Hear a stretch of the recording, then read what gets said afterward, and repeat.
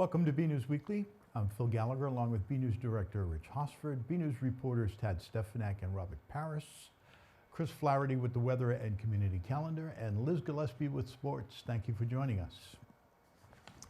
Firefighters quickly responded to a residential fire on Maryvale Road on Thursday, but were unable to reach a man in his 50s before he succumbed to smoke and flames.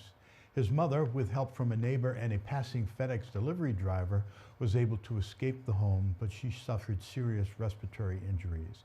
BNews Director Rich Hosford has this report. On Thursday, January 9th at approximately 1 p.m., the Burlington Fire Department, assisted by firefighters from Billerica, Woburn, and Bedford, responded to a house fire at 26 Maryvale Road with reports of a possible victim trapped inside. Firefighters worked diligently to put out the flames and enter the home. At one point, they did make entry, but due to worsening conditions, had to evacuate for the safety of personnel. After further battling the fire, they once again made entry. Burlington Fire Chief Mike Patterson explains the situation. And then we went back interior to check for fire extension and a location of a potential victim. Unfortunately, we did find a victim on a first level, apparently a bedroom. I'm unfortunate to report that male is deceased. Patterson said the victim is a male approximately 50 years old. A neighbor told reporters the man lived with his elderly mother and that a tumor he had been battling may have been a factor in why he was unable to evacuate. His mother was able to escape with the help of a neighbor and a passing FedEx delivery driver, who both went into the home to help her evacuate. All told, we transported 3 other patients to the hospital via ambulance, including the female resident that was pulled from the house. It's my understanding that female is in critical condition at this time. 2 people that had tried to assist that female were also taken to the hospital as a precaution. Neighbors said it was a difficult day for everyone in the community. One spoke about the condition of the mother after she was rescued from her home. They transported her to Leahy for smoke inhalation, but she's okay. She's in shock. She kept asking me where her son is, and of course I didn't know what to say. But another neighbor spoke about the victim. I remember him as a really talented guy, good musician, and a really good painter, funny, personable, just a really nice guy. I'm sorry this happened. Finally, Chief Patterson said it was a tough day for his department, but that his crew handled themselves professionally. I mean, a difficult situation, absolutely. I mean, our members, performed admirably. From Maryvale Road, I'm BNews Director Rich Hosford. On Wednesday, January 8th, local hero Ryan Fortini, a New York State trooper who suffered from cancer due to his time working in the rubble of the World Trade Center following the September 11 attack, was laid to rest. BCAT covered his funeral, and we have this report. Massachusetts state troopers, as well as local police officers and firefighters at St. Margaret's Parish on Wednesday, January 8th, in support of the family and friends of Ryan Fortini, who is being laid to rest with a funeral mass. Fortini was a dedicated New York State Police investigator who, in the aftermath of the September 11, 2001 terror attacks, bravely joined in the rescue and recovery mission, providing security and transportation at the World Trade Centers. During his time working around the rubble of the buildings, he developed health conditions that would impact him for the rest of his life, causing him to retire early and then to pass away on January 1st, 2020 at the age of 42. New York State Police Superintendent Keith Corlett spoke to Ryan's fiancée and family, who he loved so much, with words of sympathy. His fiancée, Caitlin, his parents, Edwin and Doreen, his siblings, Matt and Joy, family, friends, colleagues. On behalf of the men and women of the New York State Police, we offer our sincere condolences. We know there is nothing we can say to lessen the pain of your loss, but know you, like Ryan, will always be a member of the New York State Police family. Ryan grew up in Burlington and graduated from Burlington High School in 1995. After graduation, he enlisted in the Army National Guard Military Police at the age of 17. He served proudly for 6 years while also accelerating college, graduating from UMass Lowell in just 3.5 years. He joined the New York State Police and worked his way up to investigator before retiring after 16 years. His dedication to the job and his love of learning were a focal point of the tribute. Hearing stories about what he did, it is clear from a young age Ryan was called to public service, and he was good at it. Ryan has been remembered this week by his colleagues as all cop and 100% trooper. He loved his work, and he certainly loved his family and friends. Superintendent Corlett said Ryan was always willing to go above and beyond for his fellow troopers, his community, and his family, and would do whatever he could to help. He wanted to help. He wanted to be involved, lend a hand. He wanted to make a difference. He was also a person you wanted by your side if things were difficult. He was one of the most loyal friends anyone could ever ask for. His SB Peak School family all said Ryan was the guy you wanted, that you were, if you were in the thick of it, if things started to go sideways, you wanted Ryan in your foxhole. You felt safe when Ryan was around. Corlett ended his tribute with one final message to Ryan. To Investigator Ryan D. Fortini, end of watch, January 1st, 2020. I stand with your family, friends, colleagues, your family, and all the New York State Troopers to say thank you for your service and your sacrifice. From St. Margaret's Church, I'm BNEWS Director Rich Hosford. Police are warning drivers to clear all snow and ice from their vehicles after a family was injured by ice falling off a moving truck. On January 2nd, a sheet of ice dislodged from a commercial truck and smashed through the windshield of a pickup truck on Route 3 North, south of Exit 26 in Burlington. Eric Travers, a firefighter in Newton, was the driver of the pickup and was taken to the hospital with facial lacerations and glass in his eyes. His wife, Marta Travers, was slightly injured, as was their 3-year-old son, and both were taken for minor treatment. Their 1-year-old daughter escaped injury. Authorities say that with assistance from a witness who followed the box truck, troopers located and stopped the box truck in Chelmsford. The truck is owned by a moving company, Diggins and Rose Moving Systems of Hudson, New Hampshire, an agent of United Van Lines. The operator of the moving truck was a 55-year-old man from Litchfield, New Hampshire. The operator was cooperative and stated that he was unaware of the presence of ice on the roof of the truck. The operator was issued warnings for having an unsecured load and impeded operation. Burlington Fire Chief Mike Patterson said this is an example of the importance of clearing ice and snow off the roof of your vehicle and the dangers that can occur if snow and ice fall off of a vehicle while it is being driven at high rates of speed. It was an example that while technology can be a great asset, it can also lead people astray. During the weekend between Christmas and New Year's, a Burlington man and members of his family had to be rescued after he turned down a road at the suggestion of his GPS that turned out to be a route used by snowmobiles. Datu Prajapati, 45, had been skiing at Bretton Woods in New Hampshire with his three sons and 2 of their cousins and his brother-in-law. After a long day on the slopes, the family started making their way to Gorham, New Hampshire for the night when they got turned around. At the suggestion of his GPS, he turned up Jefferson Notch Road, a seasonal road that is not maintained in the winter. Prajapati soon realized his mistake, but when he attempted to turn the family's minivan around, he ended up sliding off the road and into a ditch. Despite trying, they were unable to get free, and the remote location did not have cell service. Of course not. Fortunately, the vehicle's built-in system to call for a tow was working, and they activated it. Around 10 p.m., a tow truck arrived, but was unable to get the minivan unstuck. The driver bought gas to keep the engine running and everyone warm. Around midnight, Fish and Game, the New Hampshire State Police, and local rescue crews arrived with an ATV and a snowmobile. They started transporting the group in pairs back to the main road. In the end, everyone was safe, if a bit chilly, and they all have a story to tell about the dangers of relying too heavily on technology. And don't feel too bad, because the exact same thing happened to me over this past summer. Fortunately, there was no ice on the road, and we were able to turn around on the snowmobile path. Burlington High students are participating in a school activity called the Tenacity Challenge.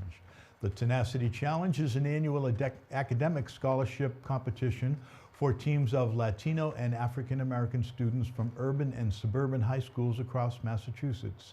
BNews reporter Robert Paris has more. Burlington high schoolers are getting ready for another year of the Tenacity Challenge. This year's theme is reparations. Burlington high school students are participating in the Tenacity Challenge, and I was invited by teachers and the school to come and speak about the work of Lawyers for Civil Rights, particularly our legacy of integrating institutions, and to talk to students about the theme for this year's Tenacity Challenge, which focuses on reparations and the arguments for and against reparations. And so I spent the morning talking to a group of about 20 students who are all involved with the Tenacity Challenge, primarily students of color at Burlington High School, who are formulating their arguments with respect to reparations, for or against. A number of students are involved with the project. I just joined it to learn more, and it seemed interesting. I joined the Tenacity Challenge not just for like an outside thing to do other than academics in school, but also for educational purposes, so I can know more than what I'm learning in school, more about African Americans, more about Latinos, and be around more of my people, because I'm not in a bunch of classes with them. So this is like one big class I get to have with them, and we get to see each other's perspectives, so that's why I'm here. Lastly, students take away a valuable history lesson that they use for the Tenacity Challenge in the spring. The issue of reparations is a complex and controversial issue. It can be very polarizing. One of the things that I was trying to do is de-escalate the issue by talking about alternatives that may be more viable and that may be more practical and that could get traction, but also making sure that students who want to push for reparations can think critically about that and a way to do it persuasively. Like if I were to speak on reparations, I'd have a lot of information on it. Just from here, I know a lot. I'm not for reparations because I think that we should push forward as a country and fix things now. And I feel like I'll use the information I have now for other things that I need it for. Like I can speak on it in a history class on a paper. I can write like 3 papers on this. And I think that this really helps for that because it gave me a lot of information on this topic. From Burlington High School, I'm Robert Paris for BNEWS Weekly.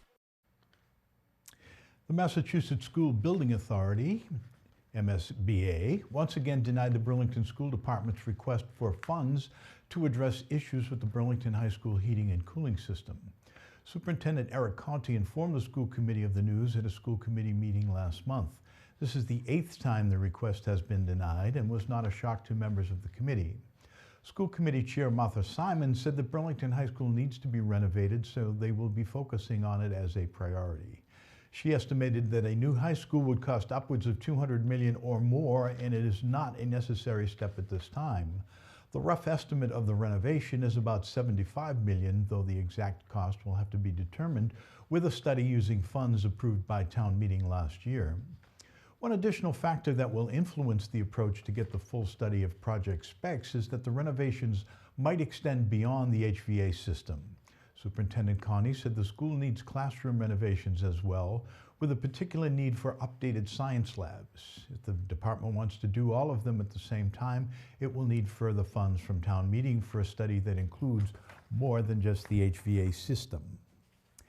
Former students of Burlington High School, teacher and vice principal Otto Contardi surprised him by singing happy birthday to him on his front lawn on New Year's Day, the day he turned 90 years old. I was at the event and spoke to some of the participants. Let's have a look. Happy birthday to you. Happy birthday to you. Happy birthday, dear Otto. Happy birthday. It was a celebration 90 years in the making. On New Year's Day, a group of well-wishers, mostly former students, gathered outside the home of former Burlington High School vice principal and history teacher Otto Contardi to sing happy birthday to the beloved educator on his 90th birthday. BNEWS Weekly anchor Phil Gallagher spoke to some of the participants about their thoughts on their former teacher, what he taught them, and how he brought his discipline from being a Marine into the school. Otto was an important teacher to me. I mean, he really got me. I was already interested in history, but he really got the flame flaring up there, and we had a good time in his class. He did have a reputation for being tough, but he was also a lot of fun. It's only right that we get together here and sing happy birthday when he's turning 90. He took that Marine Corps discipline to the school, but yet he had a warmth to him that was just amazing. And so I was privileged to be in the same building with him and enjoyed him for many, many years. The favorite I think that everybody has is going up to his room at the end of the school day up at B3 and just chewing the fat. He was just a great teacher for the students, was a very good administrator, and all four of my children that went through the high school with him and really appreciated having him there. Yeah, Mr. Cantati and my sons all had Mr. Cantati, and it was very good when my son Ryan was going through some interesting times. Mr. Cantati helped him out a lot, got him through the high school and everything. Otto was probably, of all the teachers I ever had, he was probably the #1 teacher. He was tough because he was a Marine. He came into that school with the Marine walk, and we were all afraid of him. But he was a great guy. If he liked you and you were a good kid, he took good care of you. It's great to be here today with everybody, meeting everybody that's haven't seen in a while. But Otto, happy 90th. We love you, buddy.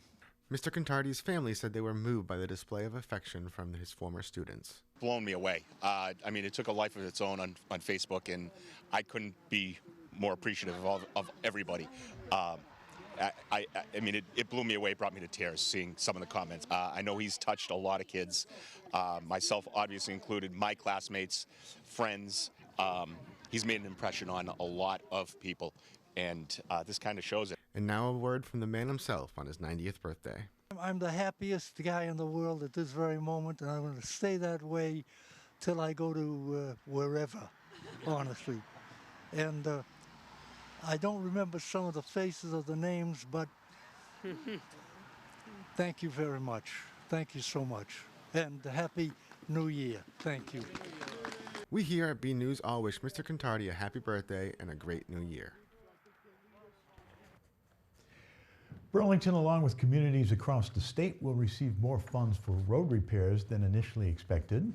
The governor announced on Monday that $20 million in additional funding will be provided to cities and towns in fiscal year 2020 for road construction and transportation improvement projects through Chapter 90. This funding was included in a supplemental budget signed by Governor Charlie Baker on Friday, December 13th, bringing total funding for FY20 awarded through Chapter 90 formula to $220 million. Chapter 90 transportation funds support all 351 cities and towns throughout the Commonwealth. Funding for each municipality is predetermined by a formula that includes factors such as population, road miles, and employment. What this means for Burlington is an increase of roughly $108,000 from the original Chapter 90 for a new total of approximately $1,189,000. Department of Public Works Director John Sanchez said that whenever the town receives additional funds for projects, it is a positive development that the new funds will be added to the paving plan, which has already been developed. Burlington resident Laura Sawyer Messing is setting her sights on Las Vegas and the 2020 United States of America's Mrs. Pageant. United States of America Mrs.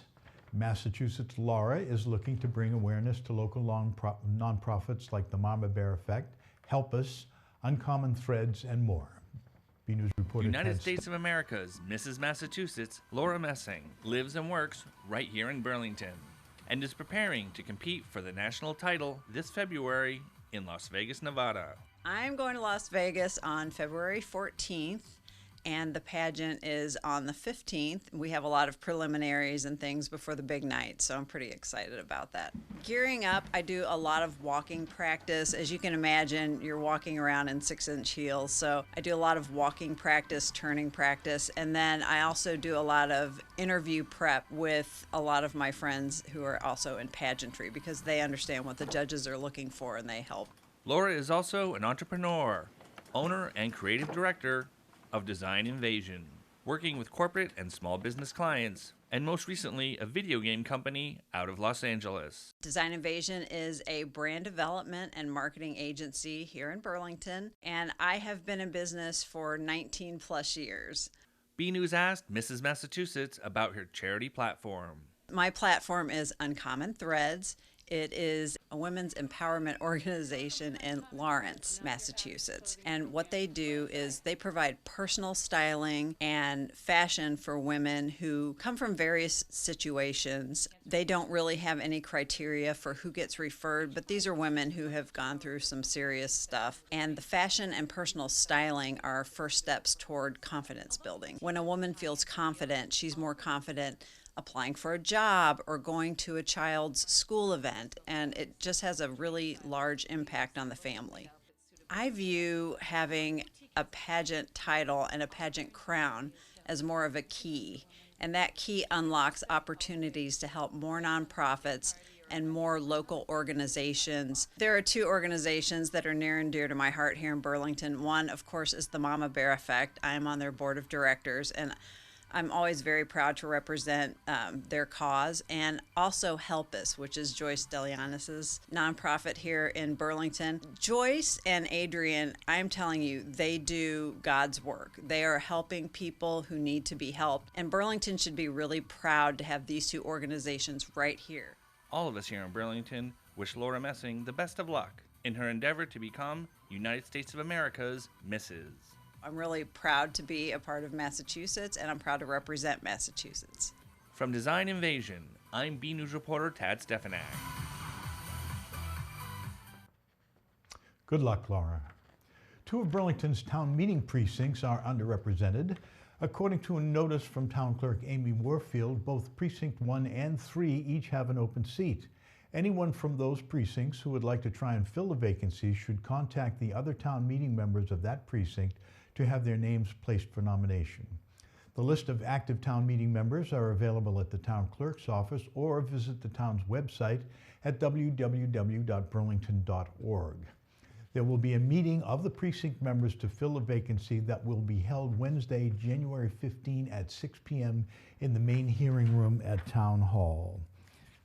A plurality of the members will elect you to that position, or majority, depending on how many candidates there are. BNews weatherman Peter Brown is out this week, so we now go to Chris Flaherty, who is handling both the forecast and the community calendar. Let's have a look.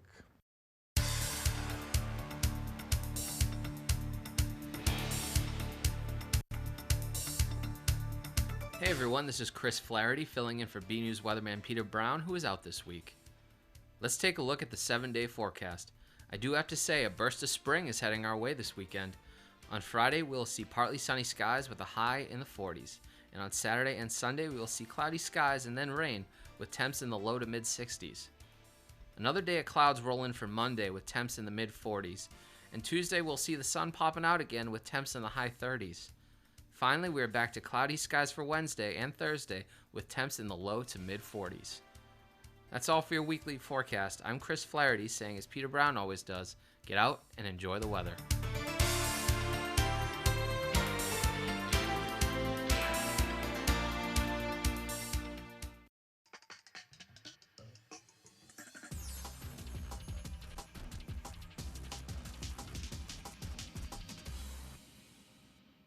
Hey everyone, this is Chris Flaherty with your community calendar. Learn a little bit about history. On Thursday, January 16th at 6:30 p.m., the Burlington Public Library will be having performer Judith Black come and portray U.S. orator, abolitionist, and suffragist Lucy Stone. Everyone is welcome and the event is free. For more information, visit burlington.org or call 781-270-1690. Get your dress or tuxedo ready. On Saturday, January 25th from 7 to 11 p.m., the Burlington Area Chamber of Commerce will have their 4th annual Black Tie Gala event at the Crown Plaza in Woburn, Massachusetts. Everyone is welcome. For tickets, go to burlingtonareachamberofcommerce.org. It's time to cook. On January 27th and 29th, the Burlington Parks and Recreation Department will be having an event for children called Kids Test Kitchen. Children ages 3 to 9 are welcome, but pre-registration is required. To register, visit burlingtonrecreation.org or call 781-270-1695. I'm Chris Flaherty, and this has been your Community Calendar. Okay, you caught me. The winter season is well underway, and for the latest Red Devils action, we go now to BNews reporter Liz Gillespie with this week's sports report. Hey everyone, I'm Liz Gillespie for your weekly sports report. A number of winter sports at BHS are doing really well, and we have a lot to discuss, so let's get to it. The boys swim team had their final away meet against the Haverhill Hillies on Tuesday evening. Boys swim won by 5 in a score of 87-82. The Red Devils will have their first home meet of the season on Thursday afternoon against the Winchester Sachems. The boys are currently 2-1 in the season. Girls gymnastics had their second meet of the season as they traveled to Arlington, where they faced the Spy Ponders. The girls suffered a 134-125 loss against the Woburn Tanners a week ago. However, the girls bounced back from that as they got their first victory of the season. The girls moved to 1-1 and will be taking on the Stoneham Spartans next Tuesday night at BHS. On the other hand, the boys gymnastics started off the season at home against the Lowell Red Raiders. The boys had a solid W for the night after a 149-0.2 to 116.3 victory. Burlington begins the season at 1-0 and will be traveling to Braintree to face the Womps. Boys and girls basketball are on a roll, and they didn't stop rolling on Tuesday night when they faced the Winchester Sachems. We have some highlights from the boys basketball game, so let's check those out. The Burlington Red Devil basketball team had a home meet against the 6-4 Winchester Sachems on Tuesday evening at BHS. For the first 2 periods of the game, Burlington was outplayed by the Sachems. 19-18 was the score at the end of the first, and 37-28 at the half. However, after being down 9 points at the half, the Red Devil momentum took effect for the final 2 periods. At the end of the third period, Burlington and Winchester were all tied up at 50. Now in the fourth and final period, the Red Devils eked it out to win by 5. 67-62 was the final. We had a chance to speak with Coach Connors about the game. I think I let him have it pretty good at halftime. Our effort in the first half, our defensive focus, not there. Like we played as bad as we gave up 37 points in the first half. That team scored 36 points in a game the other night. We were not focused, started thinking we're better than we are, right? We work, effort, toughness, those things have to be every single day. You can't start believing you're good because of your record or whatever. But the second half, I thought we did a great job defensively fighting, and we made a million shots. Burlington moves to 8-1 on the season, and they will be facing the Melrose Red Raiders on Friday evening at BHS. The Lady Devils also had a great game against the Sachems after defeating them in a 54-36 victory. 2 career highs were made that evening by junior Marina Callahan with 27 points, 6 rebounds, 4 steals, 2 blocks, 5 assists, and 2 assists to turnovers. Freshman Olivia Pena had 12 points and was 5-6 on her free throws. Congrats on a great night, and best of luck on the rest of the season. The girls are currently 7-1 in the league and are 4-1 in the Middlesex League. Girls will be facing a Middlesex League team on Friday night against the Melrose Red Raiders at BHS. The boys and girls track team had a home meet against the Melrose Red Raiders at BU Track and Tennis Center on Tuesday evening. The girls lost big against the Red Raiders 79-21. However, the boys remain undefeated at 3-0-1 at an 81-18 win. Both teams will be back on January 24th to face the Wakefield Warriors at the Reggie Lewis Track and Athletic Center. The Lady Devils stand at 2-2, and it'll be an interesting matchup for the boys as they will be battling against the Warriors for the league title. The wrestling team drops to 4-5 on the season after losing a game in the Middlesex Freedom Division to the Melrose Red Raiders 42-20. However, there were a number of pins from the evening. Pins were made by juniors Cam Soda and Ryan McGilvery. A major decision was made by the referee for junior Jack Laverty and sophomore Timmy Vadness.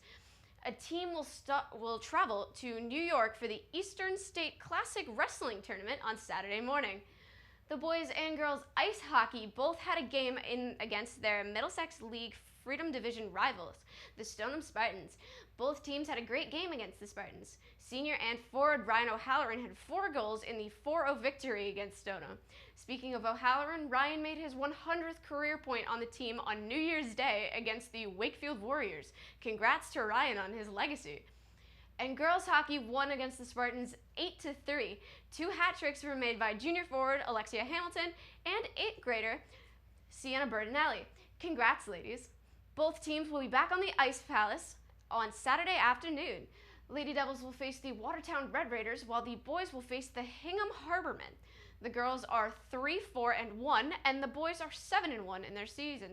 For more of this week's Red Devil action, go to bcatstv.org under the B News Sports Hub section. And that's all for your weekly sports report. I'm Liz Gillespie. Back to you guys in the studio. An 8th grader with a hat trick in varsity hockey. The girls obviously are looking forward to a very strong team in the future years.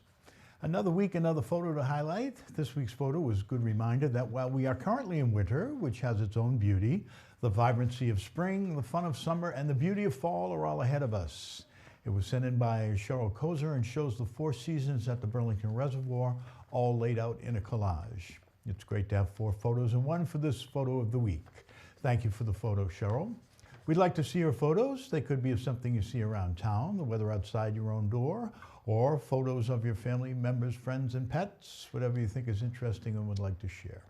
Email your photos to bcat@bcattv.org with the subject line, Photo of the Week.